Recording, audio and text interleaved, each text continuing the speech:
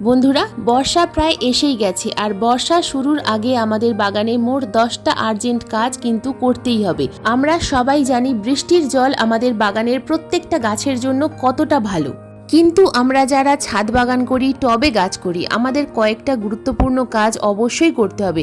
বর্ষা শুরুর আগে এই কাজগুলো না করলে বাগানের গাছের কিন্তু অনেক ক্ষতি হতে পারে। তাই আজকের ভিডিওতে আমি মোট 10টা টিপসের কথা বলবো। এই টিপসগুলো যদি তোমরা ফলো করতে পারো, যদি বর্ষার আগে এই 10টা কাজ তোমরা করতে পারো, তাহলে তোমাদের বাগানের প্রত্যেকটা গাছ যেমন বর্ষাকালে ভালো থাকবে, কোনো গাছ কিন্তু অতিরিক্ত বৃষ্টির জলে মারা যাবে না, গাছে কোনো ফাঙ্গাস প্রবলেম হবে না। কি কি সেই 10টা কাজ জানতে হলে আজকের এই ভিডিওটা কিন্তু সম্পূর্ণ মনোযোগ দিয়ে দেখতে হবে। একটু স্কিপ করলে চলবে না বন্ধুরা, স্কিপ করলে অনেক কিছুই মিস করে ফেলবে। নমস্কার, আমি লাবণী, আমার বাগানে তোমাদের সবাইকে জানাই স্বাগত। প্রথমেই বলবো টিপস নাম্বার 1। বন্ধুরা, বর্ষা শুরু মানেই আমরা কিন্তু আমাদের বাগানে এই সময় নতুন নতুন অনেক গাছ আনবো, কারণ আমরা জানি বর্ষা মানেই গাছ লাগানোর আদর্শ সময়। তবে তোমরা যদি নতুন বাগানি হয়ে থাকো তাহলে এই সময় অ্যাডেনিয়াম, স্যাকুলেন্ট, ক্যাকটাস এই জাতীয় গাছগুলো না আনাই ভালো। এই জাতীয় গাছগুলো কিন্তু অতিরিক্ত বৃষ্টিতে মারা যায়। Tips number 2। বর্ষার আগে আমাদের যে গুরুত্বপূর্ণ কাজটা করতে হবে সেটা হলো আমাদের টবের ড্রেনেজ সিস্টেমটাকে ঠিক করতে হবে।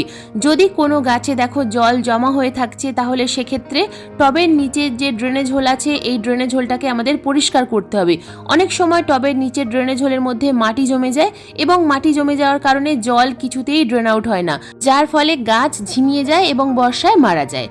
Tips number 3। বন্ধুরা, যদি দেখো যে অতিরিক্ত রুট বাউন্ডের কারণে জল যাচ্ছে না, জল জমে যাচ্ছে টবের মধ্যে, তাহলে সেক্ষেত্রে সেই গাছটাকে কিন্তু অবশ্যই আমাদের রিপোর্ট করতে হবে। বাগানের যে কোনো গাছের যদি এই অবস্থা হয় তাহলে এই বর্ষা শুরুর আগে তোমরা রিপোর্ট করতে পারবে। বর্ষাকাল যে কোনো গাছের যেমন প্রতিস্থাপন করার আদর্শ সময়, ঠিক তেমনই কিন্তু যে কোনো গাছের রিপোর্ট করারও আদর্শ সময়।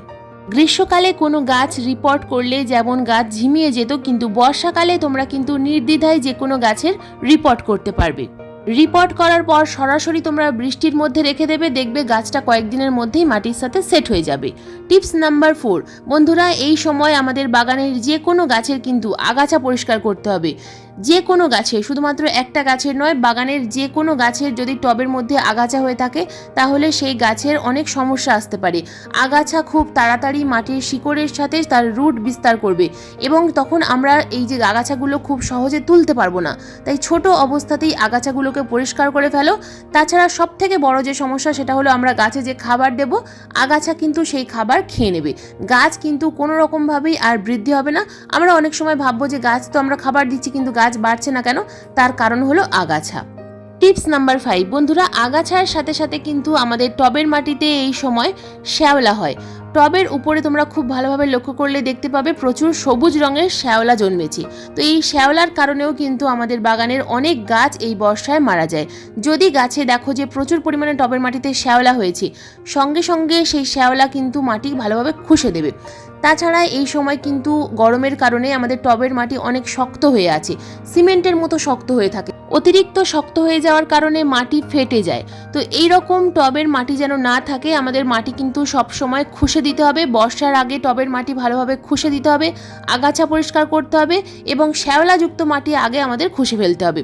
খুশে দেওয়ার ফলে যেটা হবে, আমাদের টবের মাটিতে যখনই জল যাবে সেই জল ড্রেনেজ হোলের মাধ্যমে বাইরে বেরিয়ে যাবে। তখন আমাদের গাছের কিন্তু আর কোনো রকম কোনো সমস্যা হবে না।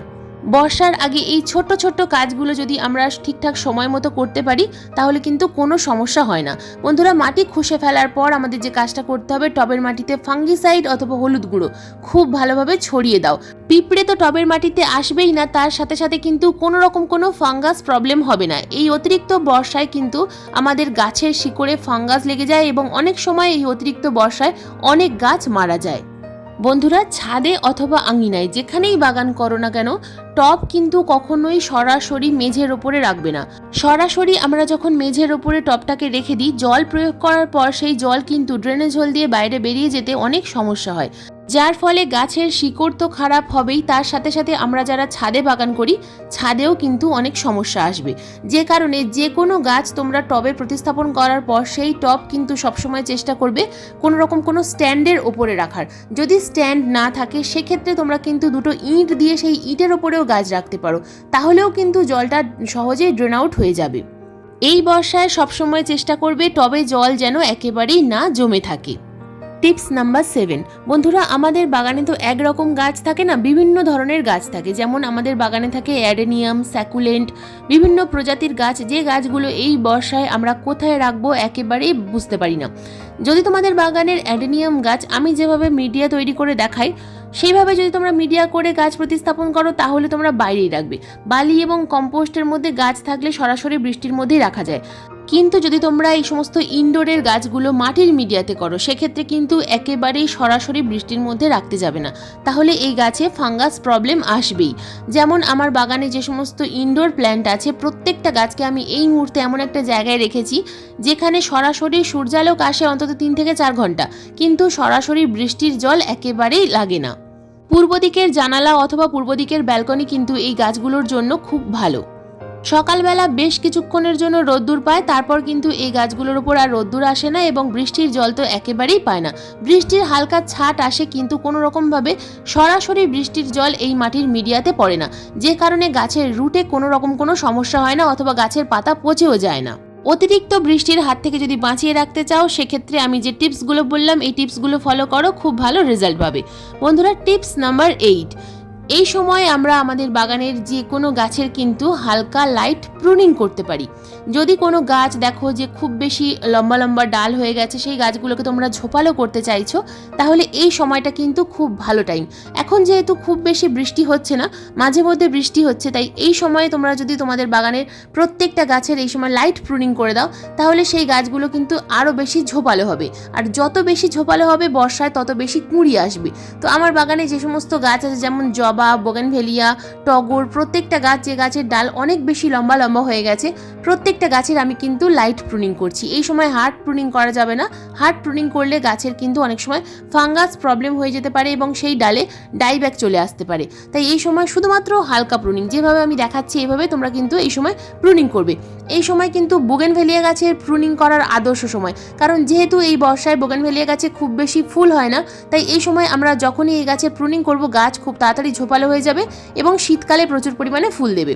তো লাইট প্রুনিং করার পর হলুদ পেস্ট ভালোভাবে আমি কিন্তু কাটা জায়গায় লাগিয়ে দিচ্ছি। হলুদের জায়গায় তোমরা এখানে ফাঙ্গিসাইডের পেস্ট অবশ্যই লাগাতে পারো। হলুদ গুঁড়ো অথবা ফাঙ্গিসাইডের পেস্ট আমি যদি লাগিয়ে দিতে পারি কাটা জায়গায় তাহলে কিন্তু সেখান থেকে আর কোনো রকম কোনো ফাঙ্গাস অ্যাটাক হবে না। আর ফাঙ্গাস অ্যাটাক যদি না হয় তাহলে গাছ কিন্তু আরও খুব তাড়াতাড়ি ঝোপালো হয়ে যাবে। Tips number 9। বন্ধুরা, কয়েকদিন আগে ঝড়ে আমার বাগানে দেখো টব ভেঙে গেছে। এরকম অনেক টব কিন্তু আমাদের ছাদ বাগানে ভেঙে যায়। যেহেতু টব ভেঙে গেছে তাই এটাকে আমাকে শিফট করতে হবে, রিপোর্ট করতে হবে, অথবা নতুন গাছ এই বর্ষায় আমরা কিনে আনবো, এনে প্রতিস্থাপন করব, তার জন্য আমাদের মাটি প্রয়োজন। তো বর্ষাকাল একবার শুরু হয়ে গেলে মাটি কিন্তু আমরা শুকনো মাটি পাবো না। তো এই সময় আমরা যেহেতু আমাদের হাতের কাছে যদি শুকনো মাটি থাকে তাহলে আমরা মাটি রেডি করে রাখবো। বর্ষায় আমরা যখনই গাছ আনবো তখনই কিন্তু আমরা গাছ প্রতিস্থাপন করতে পারবো। তাছাড়া আগে থেকে মাটি তৈরি করে রেখে দিলে সেই মাটিতে গাছ প্রতিস্থাপন করলে সেই গাছের গ্রোথ কিন্তু সবসময় ভালো হয়। বর্ষার বাগানে গাছ প্রতিস্থাপন করার জন্য মাটি কিভাবে তৈরি করতে হবে সেই নিয়ে কিন্তু আমি কয়েকদিনের মধ্যেই ভিডিও দেব। কারণ মাটি যদি আমরা তৈরি করে রাখতে পারি, মাটির মধ্যে কয়েকটা উপাদান মিশিয়ে যদি মাটি তৈরি করে রাখতে পারি তাহলে খুব ভালো রেজাল্ট পাওয়া যায়। কারণ বর্ষার বাগানের মাটি তৈরি করতে হবে ঝুরঝুরে, যে মাটিতে জল পড়ার সঙ্গে সঙ্গে সেই জল ড্রেনেজ হোল দিয়ে বাইরে বেরিয়ে যায়। চিটচিটে আঠালো মাটিতে গাছ প্রতিস্থাপন করলে বর্ষায় কিন্তু গাছ বাঁচে না। অনেকেই আমরা গাছ নার্সারি থেকে কিনে এনে গ্রো ব্যাগ কেটে প্রতিস্থাপন করি, কিন্তু তার 2-1 দিনের মধ্যেই দেখা যায় যে গাছ মারা যাচ্ছে। তাই সবসময় চেষ্টা করতে হবে ভালো মাটি তৈরি করার।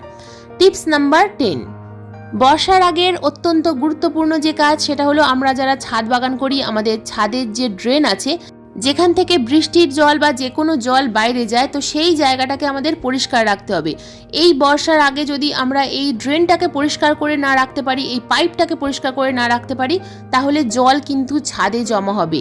গাছ যেমন খারাপ হবে ঠিক তেমনই কিন্তু আমাদের ছাদও খারাপ হবে। তাই বর্ষার আগে এই ইম্পর্টেন্ট কাজটা আমাদের অবশ্যই করে রাখতে হবে।